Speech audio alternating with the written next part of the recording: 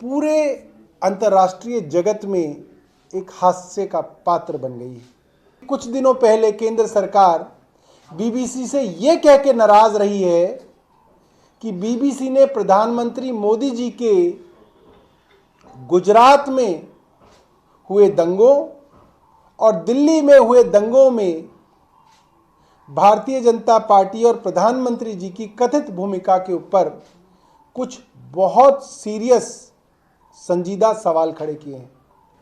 आप थोड़ा मोहब्बत करिए। इतनी नफरत से भरकर भारतीय जनता पार्टी कुछ नहीं कर पाएगी।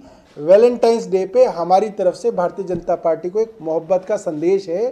थोड़ी मोहब्बत करिए, थोड़ी मोहब्बत फैलाइए। आप नेता सौरभ भारद्वाज ने बीबीसी के दफ्तर पर आईटी की छापेमारी के बाद मोदी सरकार को घेरा। उन्होंने कहा कि मोदी सरकार पूरे जगत में एक हास्य का पात्र बन गई है। उन्होंने कहा केंद्र सरकार अपनी आलोचना सुनने को तैयार नहीं है। पूरी दुनिया में भारत की एक शर्मनाक तस्वीर बन रही है। उन्होंने कहा इतनी नफरत से भरकर भाजपा कुछ नहीं कर पाएगी। थोड़ी मोहब्बत करिए, थोड़ी मोहब्बत फैलाइए।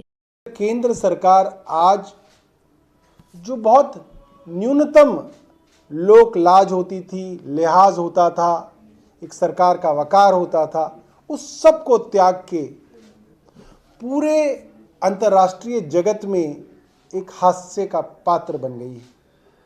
आप सोचिए, कल जब न्यूयॉर्क में कोई आदमी अपना अखबार खोलेगा, जर्मनी में कोई आदमी ट्विटर पे इस खबर को पढ़ेगा, यूरोप के अंदर कोई आदमी इस चीज़ को जानेगा कि हमारे देश की केंद्र सरकार बीबीसी के दफ्तरों के ऊपर इनकम टैक्स के छापे मार रही है।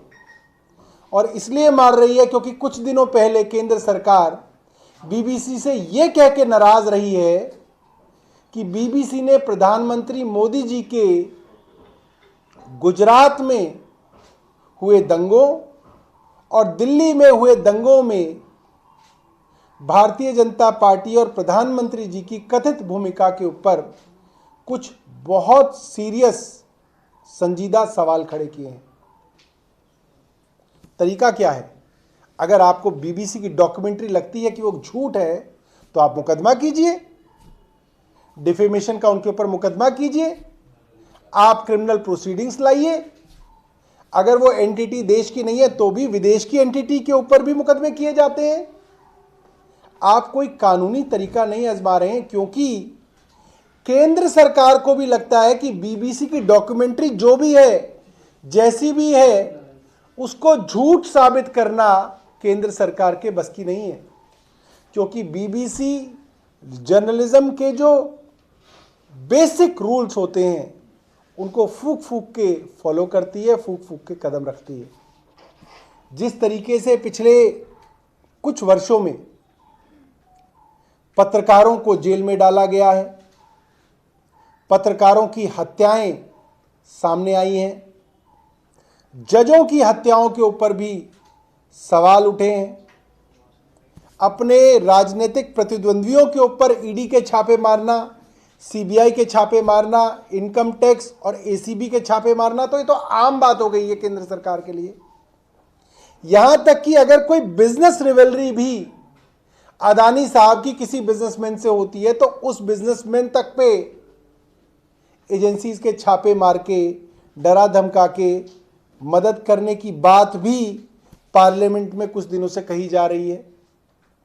अब ये मामला बहुत आगे निकल गया और मैं ये कहना चाहता हूं, ये संकेत हमारे देश की डेमोक्रेसी के लिए अच्छे नहीं है। ये जो संकेत आ रहे हैं केंद्र सरकार से, ये संकेत डिक्टेटरशिप के संकेत हैं कि अब केंद्र सरकार अपने बारे में कोई भी आलोचना सुनने के लिए तैयार नहीं है।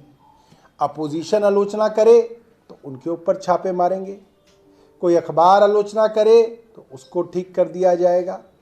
और अगर अब विदेशी संस्थान, बीबीसी जैसी एजेंसीज अगर कुछ लिख रही हैं तो उनके साथ भी जो ये हथकंडे अपनाए जा रहे हैं, मैं आपको बताऊं, पाकिस्तान जैसी छोटी सरकारें भी ये हथकंडे अपना सकती हैं। श्रीलंका, नेपाल, भूटान, किसी के लिए कोई मुश्किल काम कोई नहीं। भूटान को कोई बीबीसी की बात पसंद नहीं, भूटान के अंदर अगर कोई बीबीसी का दफ्तर है तो उस पर तो वो छापा मार ही सकते हैं, उसकी बिजली पानी तो वो काट ही सकते हैं।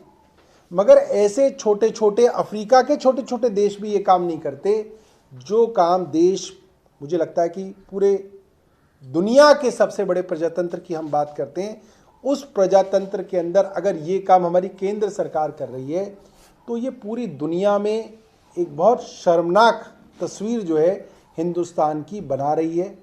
और मैं प्रधानमंत्री जी को ये कहूँगा कि इससे आपकी साख के ऊपर एक बहुत बड़ा प्रश्न चिन्ह लगेगा और सदियों तक हिंदुस्तान को इस बात को बताने में कष्ट रहेगा कि पूरी दुनिया की विश्वसनीय एजेंसियों में से एक जानी मानी बीबीसी के ऊपर क्यों केंद्र सरकार ने इस तरीके से छापे मारे। ये गलत है, सिर्फ बीजेपी के लिए गलत नहीं है, केंद्र के लिए गलत नहीं है, पूरे हिंदुस्तान की इमेज के लिए, हमारी छवि के लिए गलत है। मैं भारतीय जनता पार्टी को एक छोटा सा प्रेम का संदेश देना चाहता हूँ, आप थोड़ा मोहब्बत करिए।